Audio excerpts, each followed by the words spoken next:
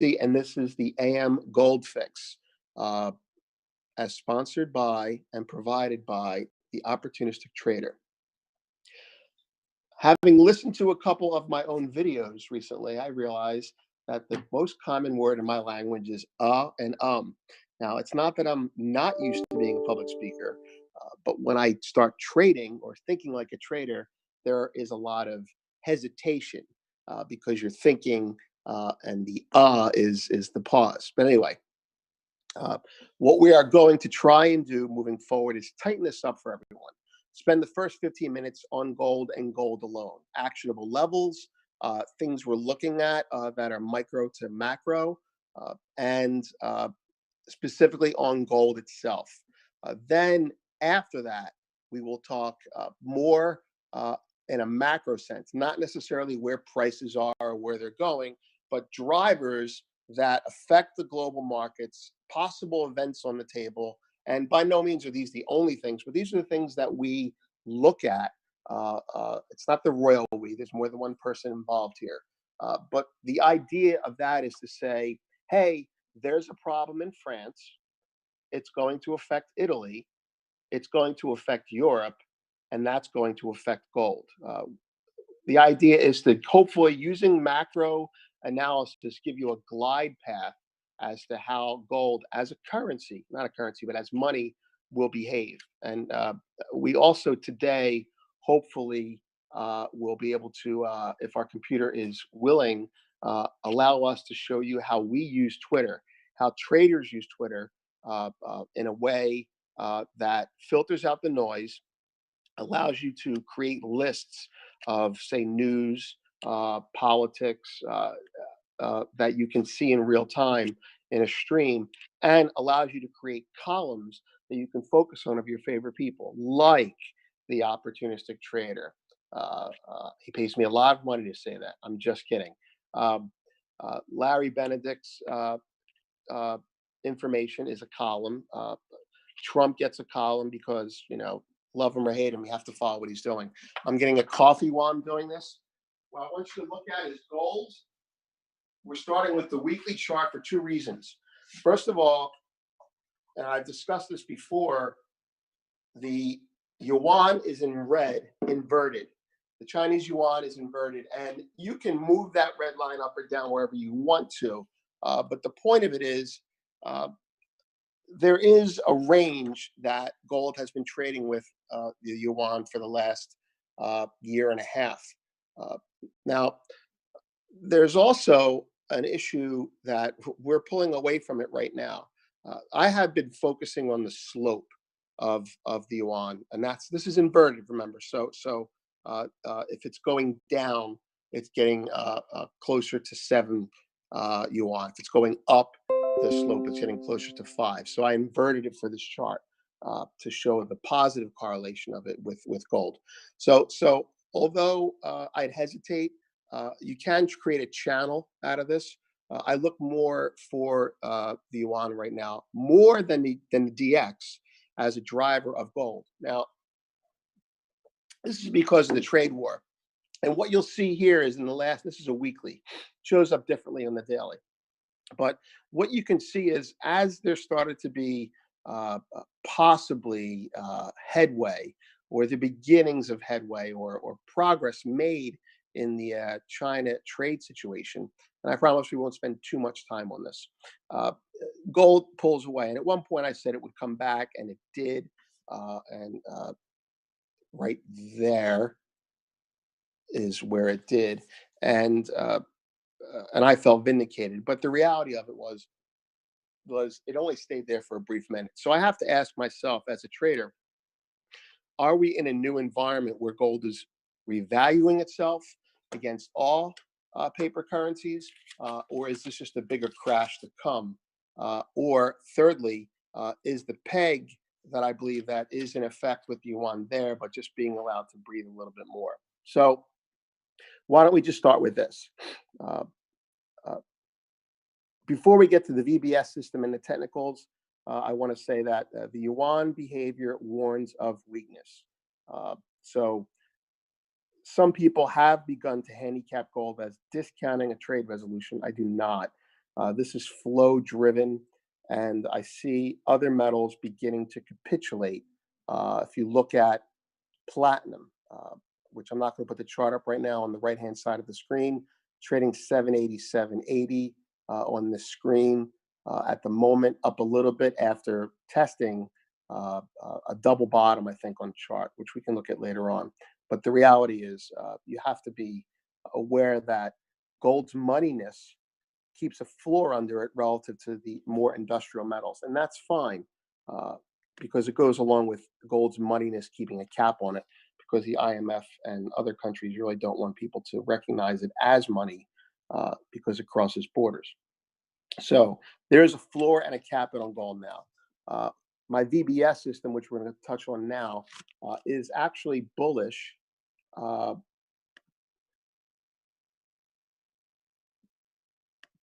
Even though I'm getting a major divergence from the yuan, which kind of scares me. So while we wait for that to come up, right? While we wait for that to come up, uh, we will discuss a couple things. Yesterday's behavior was actually very positive for gold in the short term, but don't get your hopes up. And that may be the words of a jaded gold trader. But the dollar, the DX was very strong. I think up half a percentage point yesterday, the DXY, and gold held off. If you look at a daily chart, which we hope to later on, you'll see, if you're a technician, that it looks like we could be having a nice little bull flag here developing, but I'm not really sure about that yet. Um, Now that said,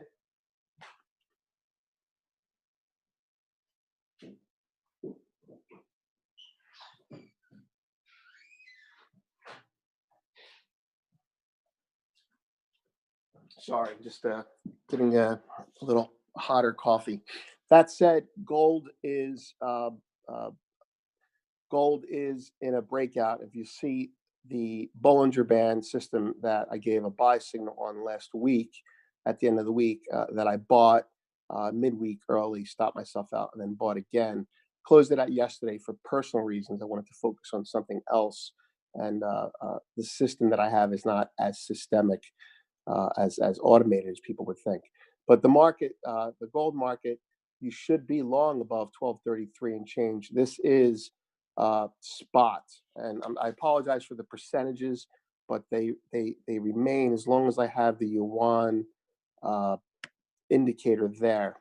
So basically, if you remember yesterday's report, we talked about a technical report that was out about gold, describing 50-week or 5-year highs in the next 50 days, provided it goes above X percent or X level, which it had done. And we're still waiting for that to happen. We have another 49 days left, according to that prediction. But to be fair, you should be long above 1233 and change, according to my system. Now, why don't we go to the technical analysis here? All right. Now, this is Michael Moore's stuff, and I use it as a complement to my own work. Uh, Now, the way to read his stuff, ignore the numbers on the left for a minute, is start with the word upside. If we break above 1256.60-740, he's an energy guy primarily, so his decimal places are in different culture of decimal places. So if we break above that and back below, get short and fade the high. If we break, so you could just see what he's saying there. Now you go to downside, it says get short on decent penetration below 1249. That's his basis February. Now we settled at 1249.40 basis February, according to the COMEX thing. So right now we're in between that. So 1256.60 and 1249.40 are his initial ranges, and you'll notice that his initial ranges do coincide frequently with his average daily range, which he calculates on a weekly basis. So uh, I would say the following, uh, combining my discipline or my approach with his, and ignoring the intuition that I have. You should be long above. You should be long above 1233. if you're swing trading, you might want to sell it below 1249 because 1250 was an area of congestion before, and I had alluded that there were stops above it, and there may have been stops above it, but not that many. So sideways is normally bearish for gold. Doesn't mean we won't have a macro spike to say 1267, which is the 12-month moving average that I care about. But you can look at this report uh, on your own time, and you can get an idea of what his signals are here. On the left-hand side, right, plus 1.2 per hour. That's ticks. All right. This means reversals. Okay. So basically inflection points. Above it, you're long. Below it, you're short. So if a guy like myself were trading this, if we got below 1249.40, I would get short if I had a momentum signal coincide with that. However, at the same time that happens, uh, a person like Larry Benedict might be saying, "Well, I'm going to be a buyer below 1249.40 if he sees something, perhaps a volatility, assuming this is a different product. Maybe the VIX doesn't confirm it, or maybe for metals traders, maybe silver doesn't confirm it. I think that's actually a good way to look at it. On a short-term basis, if you look up top, we held an area of exhaustion at 1217. Okay, he's talking about the rally into this bull structure. Decent trade above 1231. Okay, you see that we've attained 25. However, I caution there are possible exhaustion levels for this bull structure to contend with so far uh, on the way up. So his first level was in the 1250 area. We took that out, and his next level is 1256.80 to 770. Now we're $5 higher as of 5:21 a.m. If we take out 1256.80, higher exhaustion levels come at 1259, 1262, 1271, 1283. These are not uh, uh, things he makes up. He looks at hourly indicators and has his own algorithms. For me, it's 1267 on a settlement basis that matters. You can be bullish buying pullbacks above 1249 all day, and you can be bullish buying pullbacks above 1233. But I'm worried about the $30 drop that comes if something, an event headline like Trump or Xi or I'm not even trying to say that phone company Huawei. There's a problem there. I mean, let's face it. Yesterday, the Qualcomm. Well, we'll talk about that in the macros now. But the second photo I want to show you is this is a snapshot of our trading room with our trades on the right. You'll see at the top right hand. I want to point out the top right hand side. This month I'm actually 1-1. Year to date I'm 22-18. Trading almost exclusively gold on the system. I want you to note that Larry Benedict is 109 and 64. Now win loss doesn't describe profits, but you know his levels. You know how much he makes when he makes. If you're in the room, you know how much he loses when he loses. If you're in the room as well, based on stop levels and volumes, which he discloses on occasion. The point is, and that's just two people. There are 3 or 4 other people who do trade who have not put their trades up there yet, but they put them in the chat. Um, Tom McEntee trades options.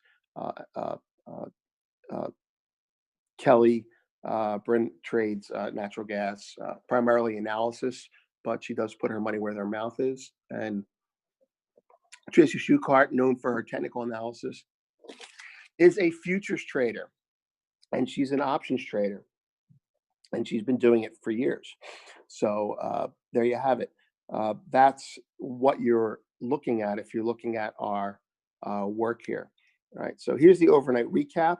You can take a look at that. That's on our site under Insights. All right. Please. I think that would be a good idea. And I want to talk about what's going on in Europe. All right. Now, Macron is okay. This is my Twitter layout. You'll see it in a second. All right, this is my Twitter layout. This is a Twitter client called TweetDeck. I suggest traders or people who are trading who don't have a Twitter client use one because the information age is bunk. It's not about information, it's about managing information. It's about curation and filtering out the noise you don't want. You don't have to follow a person to see what they say, but we'll talk about actually how to use Twitter another time. But what I do want to show you is that in feed one, on the left here hand side here, I have a dog. Um,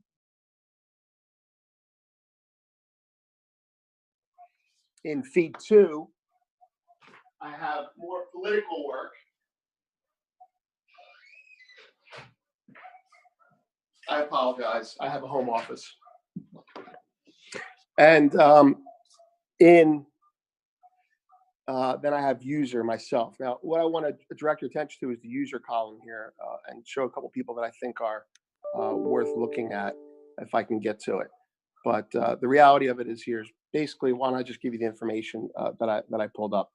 Macron is going to carry a higher budget deficit in response to the pressure from the yellow vests, or I'm not sure how to say it in French. That is a problem, and I'll tell you why that's a problem in a big way. My opinion. Italy is going to be fined if they can't get a budget with a 2% uh, a 2% over budget or excess of budget. Now that's kind of funny because Italy is probably going to protest that, and rightfully so. So what you're going to see is you're going to see uh, uh, countries in the EU uh, move away from monetary policy to stimulate their economies and towards fiscal policy like tax breaks. And that's not going to be very easy to do. And here's why. First, uh, quickly with Asia, to use Asian example. In Asia, in China, for example, if monetary policy isn't working to boost your economy, you can use fiscal policy. That would be lowering taxes, that would be tariffs or fiscal policy. You can use capital controls. You can't do that in Europe so easily. You can give tax breaks to domestic companies, but what you're essentially doing is if you do give a tax break to a French company, then a German company will complain because their products aren't competitive. This is part of the problem of the EU not having fiscal unity. If there's an earthquake in Italy, you're not going to be able to take taxpayers' money from, say, France and give that money to Italy to help them. You're going to have to use monetary policy. So the failures, again, it's lasted a lot longer than I thought it would, of the European Union to have a united fiscal policy are going to be a big problem. So if France can get away with it, why not us? And this is all with uh, against the backdrop of Brexit, which I have no idea is going on at the moment, even as we speak. The other thing to look at, I think, today is there are we are importing soybeans again. I'm sorry, exporting soybeans again. China is now doing that. There are tariffs going back and forth. Uh, Mobile phone shipments to China dropped year over year 18%. Um, Asian stocks have were actually lower today, despite the uh, I guess the way we closed in the U.S. Should have been bullish for Asian stocks, but they didn't. In fact, here is a picture. Uh, Here you go. I would recommend following Christoph Barov for economics. He talks about the deficit here and the anti-dumping order. This picture here, which I'm not going to pull up because of the lag right now, uh, describes, I think, Italy's complaint about that. Uh, and from there, you have to look at other issues that are going to creep up uh, because of Brexit. Now, what does this mean for gold? It should be bearish for gold. It should be bearish for gold because this is all again on the back of QT. Quantitative tightening drains dollar liquidity, and draining dollar liquidity means people start selling assets like grandma's tea service to pay their debts. So the world will increasingly divide into two trading blocks, East and West. Uh, if you think the United States is foolish for doing this, uh, I don't think they are. I don't think we are, because you got to do it now. Uh, because if you wait too long, you won't be able to lock in people that are already working with you. And what ends up happening is the dollar will eventually not be the dominant currency. But before that happens, you have to lock in your dollar based partners. It's primarily geographic or international that depend on us to lend them money.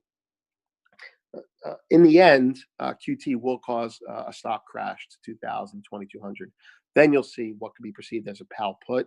Then you'll see the end of QT. And I'll keep saying this every show. You'll see the end of QT. You'll see the bond market rally, believe it or not, and stocks rally on the perception that it's a QE. But in reality, we're going to just continue to print and sell bonds and print money, so we're not going to sanitize or have a QE. We're just going to keep selling bonds and printing money, and then you'll have real inflation. So stocks may go a little higher now. I don't know when, but you're going to have a sell-off in the 2000 area. Gold will go down with it. It could go in the 1100s. I'm less and less thinking that now, but it's very possible, given what QT is doing to the world. And I'm sure the Chinese will be buying it when it goes there.